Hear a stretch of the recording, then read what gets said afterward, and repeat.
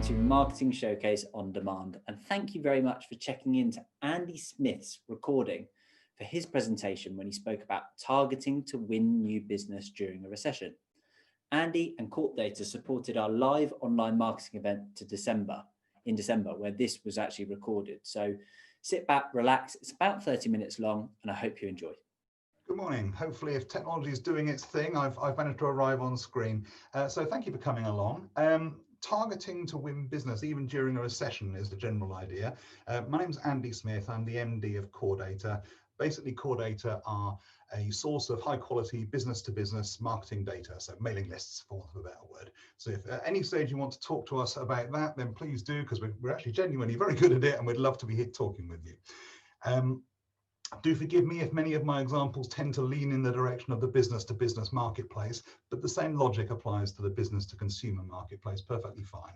So hopefully a few things for your consideration, a few things that simply must be done, and even a couple of things to avoid when considering your targeting or segmentation, most especially during a recession. So here you go, let's try and share my PowerPoint. And again, hopefully I've now turned into a postage stamp on the top and you can see a PowerPoint presentation. So away we go.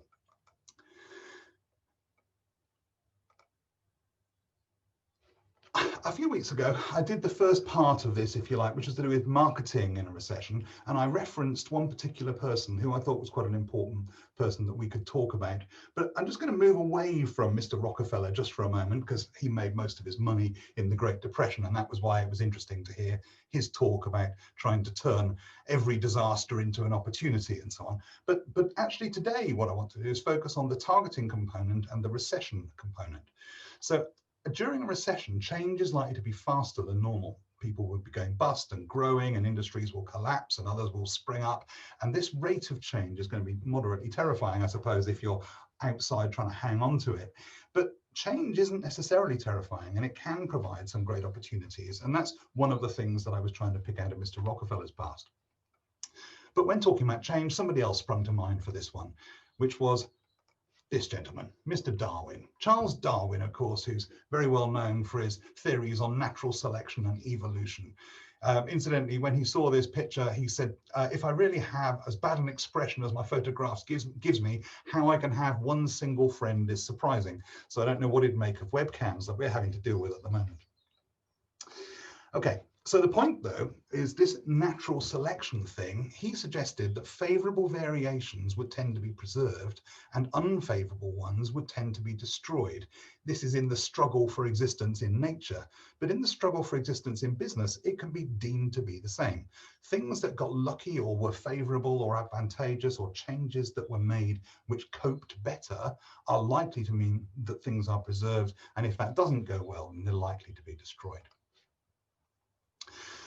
So, business evolution. It's exactly the same new realities and pressures, but exactly the same struggle for existence as any other time. Effectively, you'll be trying to win new business to replace lost clients. Undoubtedly, you always lose clients. We all do. They will disappear because they've gone bust or they defect to another supplier or something like that. But winning the new business is important. The sad thing about the recession is you're likely to find that there are more of those people who you're having to replace. So that becomes a more important feature. You definitely need to be alert to changes in your marketplace that might involve new products, maybe that you might need to offer up, maybe new pricing, maybe bigger wholesale changes than that. For instance, perhaps changes outside of your natural marketplace, which might mean that there's new product opportunities opening up for you. Products that previously only fitted into one niche, maybe now there's other niches who would be interested. Maybe you've got products or services that are derivatives of what you already do, which are now viable in a different way. So possibly a cheap, light version going into an industry that previously wouldn't have existed for you.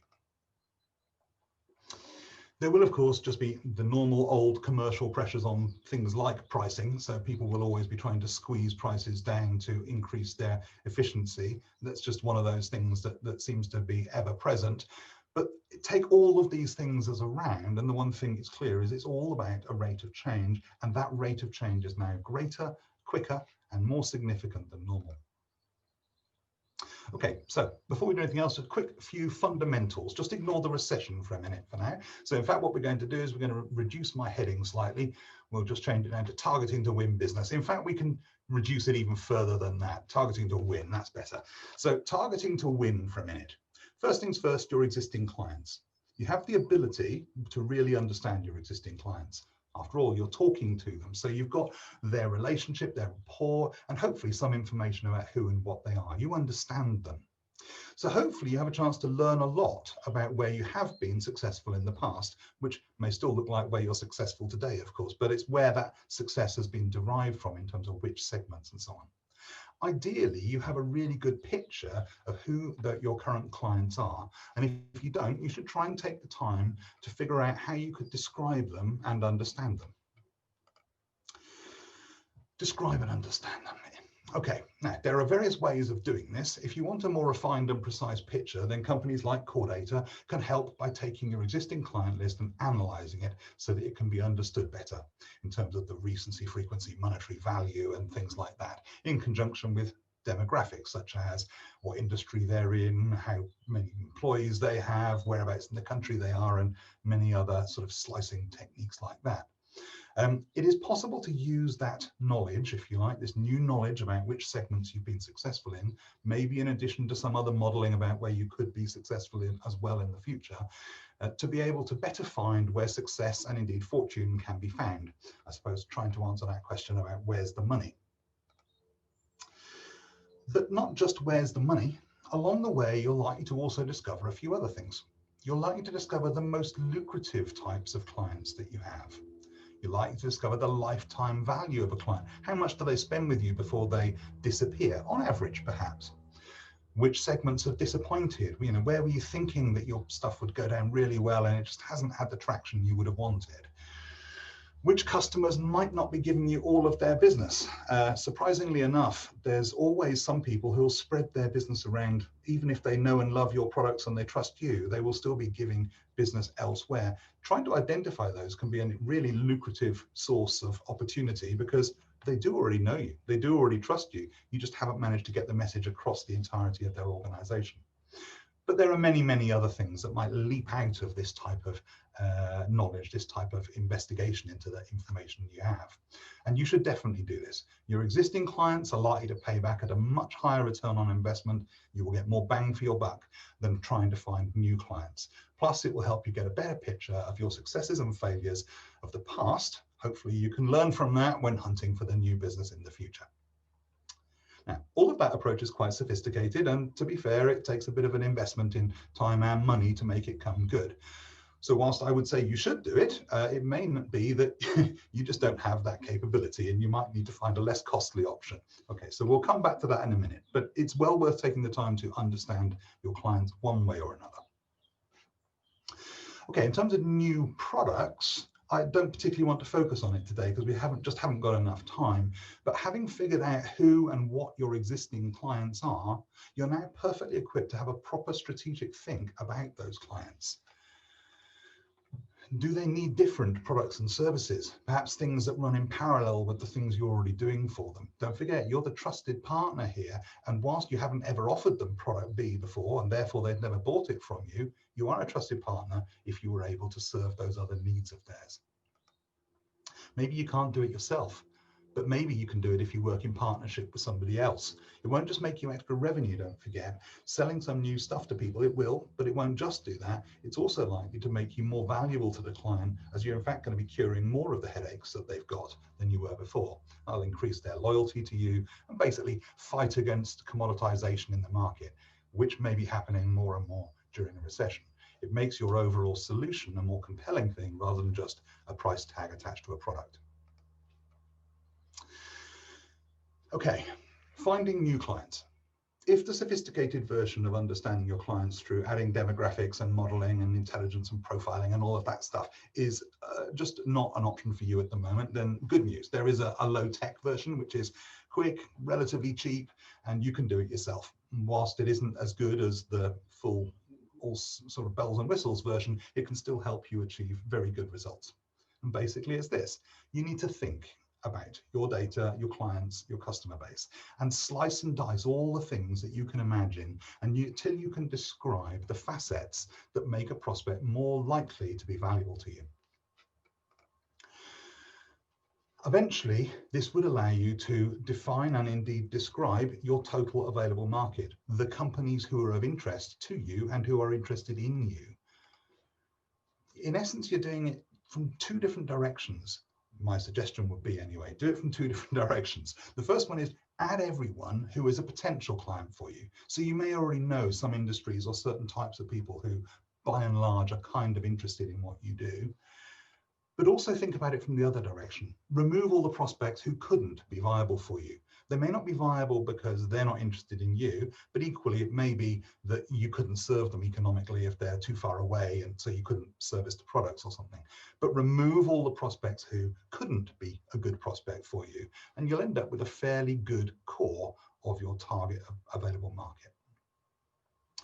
Some of the questions you might ask yourselves in a B2B example. In this one, I apologize again to B2C people. So perhaps, must they be involved in a certain business sector? Now you can describe that using SIC codes and things like that. But is there any type of activity that they must be involved in to be a valid target for you? How small or large might they be? Too small, they may not be able to afford or make use of your products and services. Maybe so big that they're swamped by competitive offers from other people and that you're not even going to get through the door. So you need to figure out where within that you're going to find a decent level of success with a decent payability for you. Do they have to be growing or shrinking? You know, does the fact that they're growing mean that they're going to be needing to invest more in the infrastructure you provide? If they're shrinking and struggling, maybe they're now looking for a cheaper solution than the Rolls-Royce one they had before, or maybe they're just having to do things more efficiently than ever, and your service fits into that. So these are all types of things that might describe somebody who's a good or equally bad prospect. Must they be users of other certain products or services? So for instance, if you did fuel cards, for instance, petrol forecourt cards, that's really only useful to people who are using company vehicles. So perhaps with fleets of cars or vans or something like that, salesmen on the road, that sort of thing. And probably not so much of that just at the moment. How far away can they be? This perhaps speaks to that question about whether you could go to install it, whether you could service it and fix it as needed.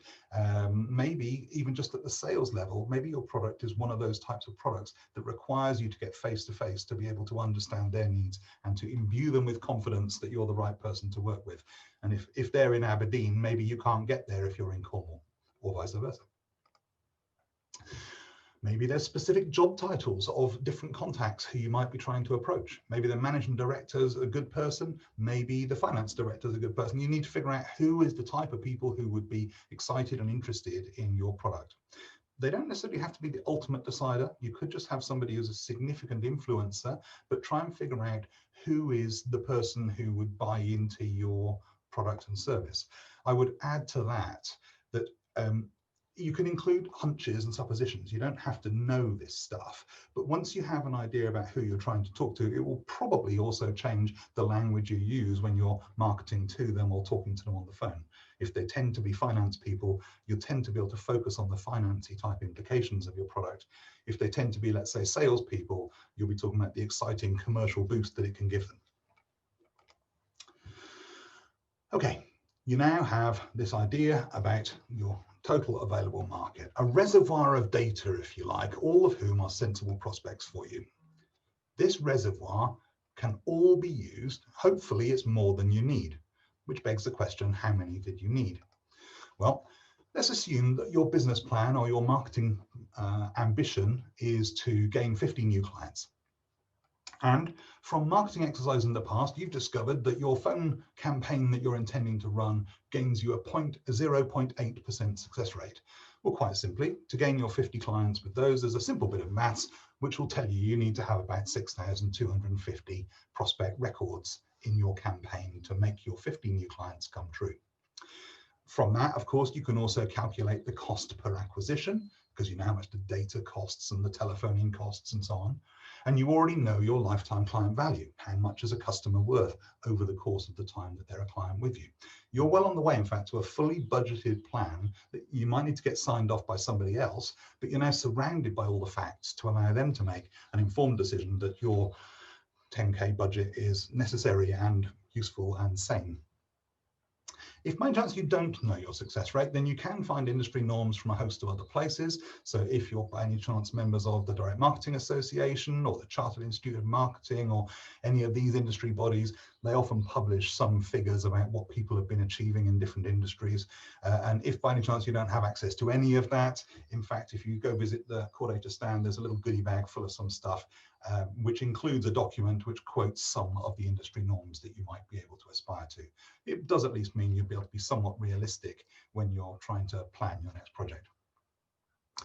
Okay, now, if you don't have enough data in your reservoir to achieve your objectives, as in you didn't have 6,250 records available that met your profiling criteria, then in that case, you're going to have to drive the success rate up. That's your only option. If you've only got, say, 2,000 prospects available and you still want your 50 new clients, you're going to have to drive the success rate up. And my principal suggestion to that would be use an integrated campaign with multiple different media. Perhaps a phone call, introducing yourself and telling them you're going to send them an email, send them the email that day, maybe follow it up with a letter a week later and then phone them again. And it sounds now very intense, and each of those has its own time and cost associated with it, but you can actually drive your success rate quite a lot higher just by exposing your client to your brand on all of those different occasions. And in fact, most marketing studies will say that you need to touch a prospect multiple times. 7 is a commonly quoted number, but you need to touch a new prospect several times before they really recognize your brand and have any sort of familial trust in it. Okay, let's assume that you have 100,000 records in your reservoir of data, and based on the existing plan, you need 6,250 records for your campaign. So this is the nicer version of it. You've got more than enough data in your reservoir to satisfy the actual campaign you're trying to fulfill. You now have two options. The first one is you can refine it further. You can tighten your 100,000 records down to 6,250 or closer to it. Miss out the less sexy, less exciting prospects and narrow down your list to the ones that you think are going to be more appropriate. Or you can allow your 6,250 records you're going to use to be effectively a random sample from within the 100,000 file. It creates a form of test. You will be discovering just how well a small part of your overall reservoir works in such a way that if you now know precisely what your response rate is from those 100,000 records, having done this small segment of 6,000, you would now be able to roll out your business plan back to the people who need to sign it off again about what's going to happen with the other 94,000 as you continue this program over the coming months. So it really all depends on how you want to approach this and how bullish you're feeling about it, I suppose. I've used the phrase before, Goldilocks targeting, when I did my earlier talk a few weeks ago. In essence, you want to be not too tightly targeted and not too wide a catchment either. The tight targeting delivers you the advantage that you get higher results. You get a smaller possible campaign though, as in there's only a limit. By the time you narrow it down to just say 7,000 records, that's the end of your campaign. You have the risk of feedback, which is, you know, the customer records you want to speak to, so they're the only ones you ever reinvest in and remarket to. And the problem with that is they're the only ones who ever give you the feedback about how great or horrible you are. And you really need to have a little bit of a broader view if you're ever going to spread outside of your home territory. So spreading outside of that can be a good thing. Having very tight targeting will definitely give you more reliable monetary results, probably slightly better monetary results. However, it does mean that the next time you come to do a campaign, in a month or in a year or whenever that might be, you actually have no knowledge beyond what you had this time when you're figuring out where to start from. You basically have nothing helpful, so you have to start all over again. By contrast, if you were trying to take a larger view using a bigger segment of the reservoir, you won't be starting from scratch in the future. That's certainly true. You'll have really good statistical wisdom about what you achieved in the smaller test program you've just done, and so you'll be able to roll that out without the migraines of trying to figure it out and feel like you're rolling the dice at the casino. You won't necessarily have optimized everything, that's for sure. You will have a higher cost per lead.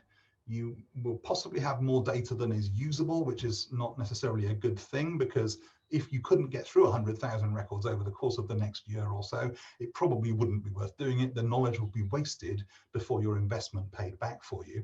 But perhaps 20 or 30,000 might be a viable volume for you over the next year or so.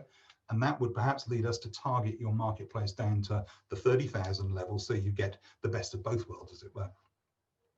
What it will also do is you will necessarily have to think about how you approach different people in different industries with different messages to try and achieve those results. This may come back to the thing about creating a message for the finance man as opposed to the salesman, or creating one for the engineering sector as opposed to the retail sector, for instance. But because you're having to do that, it will put a little bit of pressure on you to figure out the new approach which might work. But over time, you'll be able to refine that and open up potentially whole new markets in new ways than you've been doing before. Okay, when we're trying to do targeting, it's important that we also miss some people out. There's loads of people you should miss out. This is just the first 3 most important ones. Possibly your existing clients, particularly if you use some sort of inducement to come and join you in the first place, like a discount. You may not want to be suggesting to your existing clients that they're not special enough to still get that. But even if you don't do that, remarketing to somebody who you're meant to know and love very well would feel a little bit like they're being cheated on when they receive it, because they think they've got a rapport with you and you don't seem to know who they are. So miss out your existing clients, maybe miss out your competitors, and definitely anybody who's objected to previous marketing. That's an important one, obviously, from the point of view of GDPR and the ICO and all that sort of thing. So the first 2 are more about your commercial success. The last one there is about not getting in big trouble with fines and tellings off from legal regulators. Okay, let's come back to a recession for a moment, specifically to a recession again. Segmenting, the recession's going to look different for all of us. Companies in some sectors will do better than others, and others, frankly, will be struggling to survive. That's true all the time. There's just more of it going on, and the recession emphasizes and accelerates that. So think about their needs on a segment by segment. Try and sort of have a little picture of each of these people as you're just figuring it out. So when you're considering your future clients, you're going to need to think about the benefits that your product brings to them by putting their head on, and their head that may be being stressed by this recession, don't forget. And please try not to fall into the old marketing trap of telling them all about your features. You're trying to tell them about the benefits and the relief that your product can bring them, rather than just how clever you've been to create something. If your budgets are under pressure, prioritize the audience that's likely to be more receptive. It depends utterly on your product or service, but basically stay closer to home, closer to where you're good at already. The further afield you go with your targeting, the more you're having to invest in learning things. I do think it's worth doing, but if the luxury isn't there, then stay close to home. Financial realities will also exaggerate the importance of addressing the needs of the segment. If you're positioned to help a growth sector grow faster and better, then concentrate on them. If you're perfectly suited to help a sector that needs to save time and money, concentrate on them. Figure out the context of the recession, because that might be changing their plan and their pain, and therefore your benefit and your headache tablet for them can be presented in a slightly different way, a more compelling way, quite probably. Try to consider things from the perspective of the client. It's not just the recessions. Your product may be perfectly well suited to help people cope with the new climate in terms of things like COVID. Maybe you can help people work from home, or your service can still be delivered where your competitors can't. The product benefits might be different for one segment from another segment. So as well as considering who to include or exclude, you might want to alter the message and the targeting for different parts of your campaign to present the most valuable aspects to the people involved with the proper focus. And whatever happens, please measure the results. Measuring results is one of those things that we will all bang on about, I'm sure, all the time. But if you measure the results, you're going to learn things. I appreciate that it can be difficult, and particularly it can be difficult to measure intangible things like the quality of a lead or something. But I would urge you to try, even if you just yourself or the sales team have to score a lead on a 1 to 5 scale, for instance. If that's what good is 1 and 5 is rubbish, fine. If that's what it takes, then do it, because you will find you will learn so much more when you sit back and look at it after the fact. You may not even know why all these measurements may be helpful when you're gathering them. Some of them will only leap out at you afterwards. I'm mindful, for instance, that with the latest COVID jab from the Oxford crew, they had a 70% success rate. Apart from they had some interesting segments where they had a much higher success rate. And it turns out that they've stumbled on an accidental win where they can drive the success rate up to 95% if they give a baby version of the dose first and then the full version later. That's the type of thing that you can only pick out by analyzing the measurements that you made when you didn't know why you were doing it. You just gather the information and then take the time to look at it. Okay, you may have squeezed budgets. Back to recession concept again. So the recession might impact on you and your enterprise and reduce your budget and scope to do marketing. If that's the case, then prioritize clearly. Try not to stop marketing. Marketing in slow times is actually more important than in easy times, but you'll definitely need to prioritize. Improve and maintain your existing client base. That's where most of your revenue is going to be coming from. The more you keep focused on that, the more you'll be able to sustain. Prioritize keeping those clients on board and keeping the rapport and the relationship with them tight and really driving forward. Try to do enough customer acquisition work to offset the attrition. Otherwise, you're going to have a lot of catching up to do if you come out the other side of it. And play most receptive. Okay, so the ones that look incredibly similar, if you like, to the ones you're already successful with. So don't go too far from your home territory. Go play in the terrain where you know pretty well how things work and how a message is received.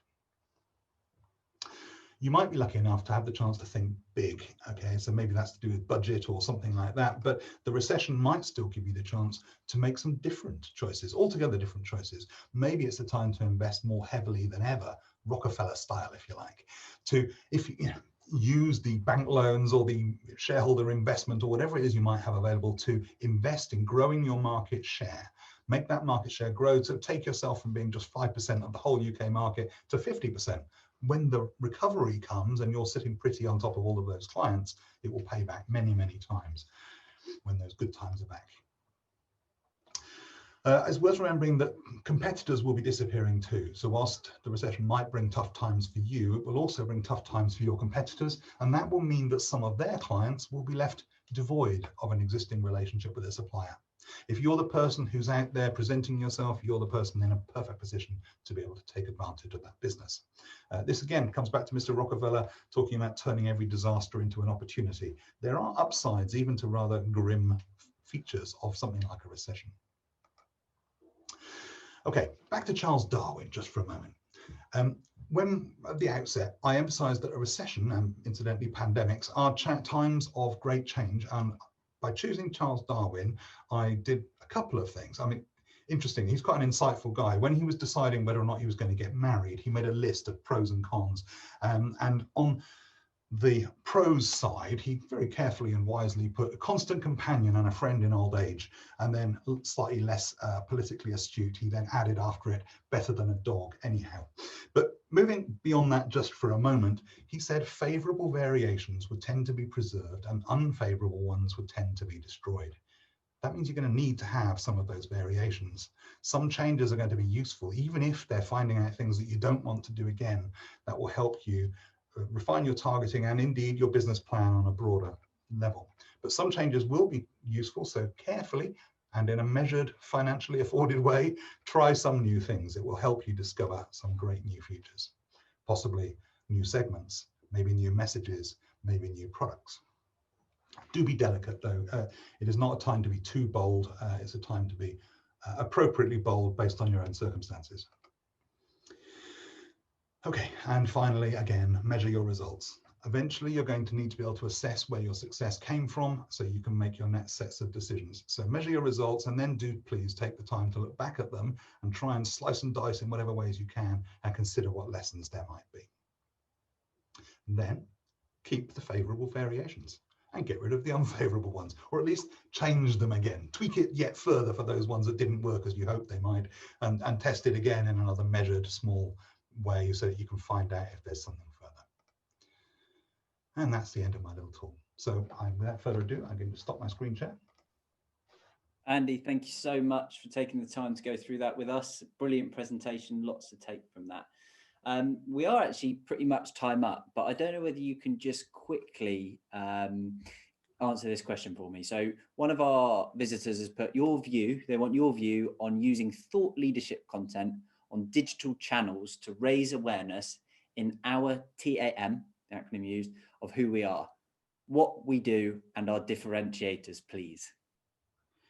Okay, so there's a bit of a clash there of things going on. It's quite difficult to apply targeted total addressable market, as in the idea of a profile of who your relevant audience is, to social media posts and things like that.